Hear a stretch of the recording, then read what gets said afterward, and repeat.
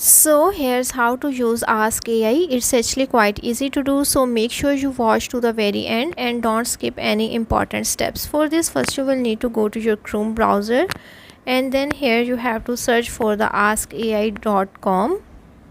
After that you have to click on this link. Once you click on this link, now it will take you to this website. Its interface look like this. You have to simply search the type of the question that you want to ask. As I want to ask an academic question, so I selected the academic option at the top of the search bar. Here you can ask about books, products, forums and other relevant things like this. Once you have selected your category, now in the search bar you have to simply type in your question. It also gives you the option to type questions via voice typing.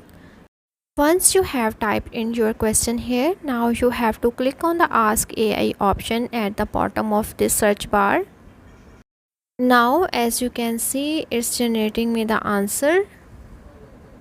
Here you can ask any types of question and you will get the exact answers of your question. Ask AI is a search engine like platform where you can type in your any queries and it will generate your answers in seconds.